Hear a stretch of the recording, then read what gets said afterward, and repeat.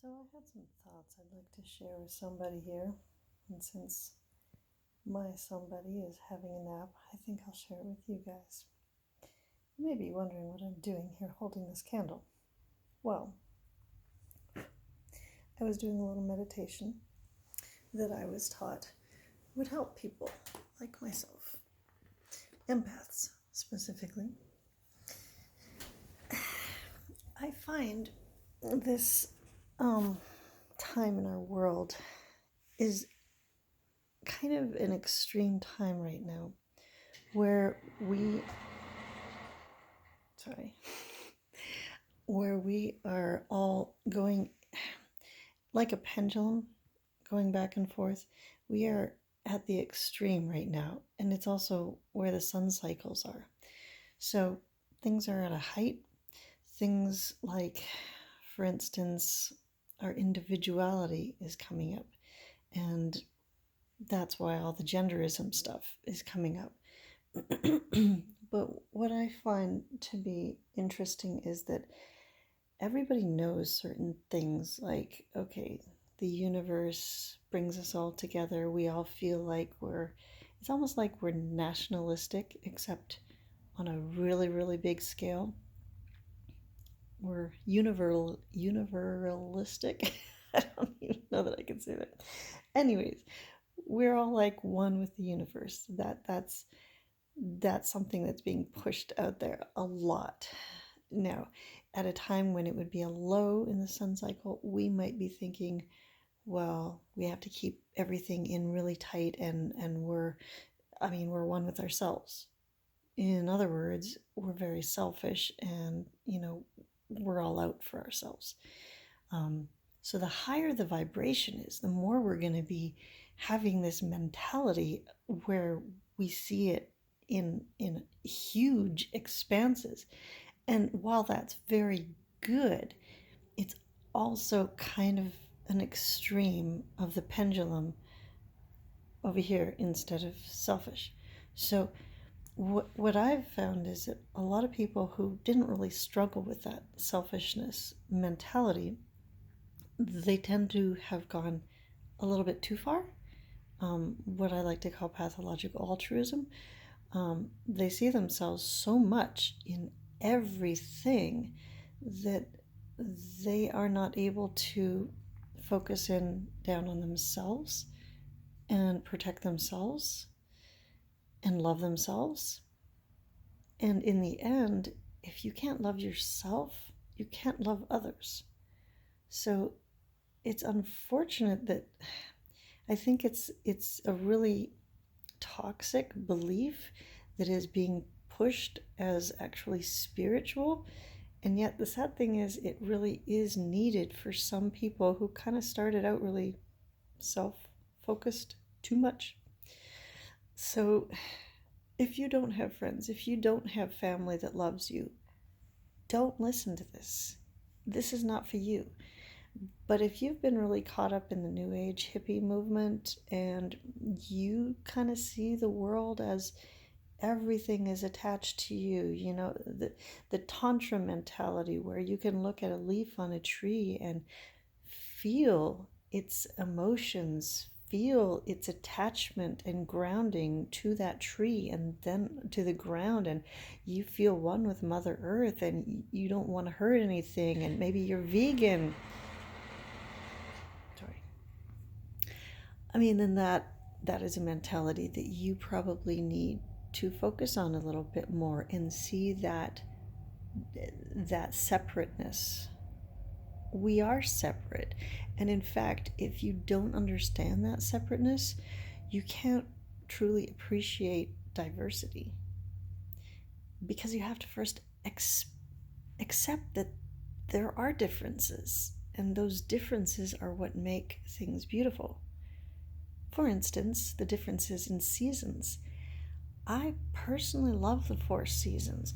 Right now, I look out my window and I see some gorgeous ice, snow, and I think, why would I want to have just the beauty of a summer day? that would get really boring after a while.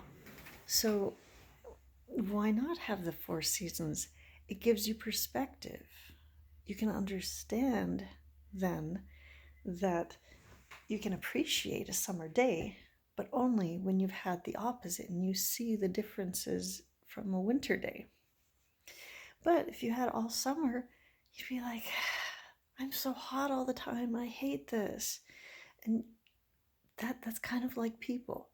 If you always had the same kind of people around you and you never traveled, you don't know what you're missing. It's so boring. I mean, I've traveled to Africa, to Brazil, to Mexico, to Canada, and I understand the differences between people, and it helps me appreciate both when I'm home, and it gives me some excitement to travel too. I appreciate everybody's different cultures, but does that mean I feel like I'm suited for that culture? No. And that's why I choose where I'm at. But it's it's very fun to go check out different cultures. So for those people who think that if you admit to people's differences that you must hate them, they're not seeing a very big picture.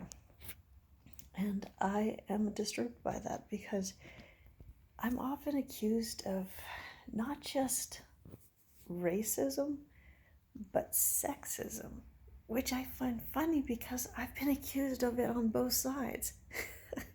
I've been accused of liking women too much and being all, women are so great, to liking men too much. And I'm thinking, wait, do they realize I'm a woman? So no, I just appreciate the differences and the things that they bring to the table. I appreciate the differences of different cultures and what they bring to the table. Does it mean that I'm going to hate on my own and say that I don't appreciate what I am? No, I do. I appreciate being a woman. I didn't always. And I appreciate being a white woman. But I understand there's also a lot of things that white women bring to the table that aren't necessarily good. I mentioned pathological altruism earlier.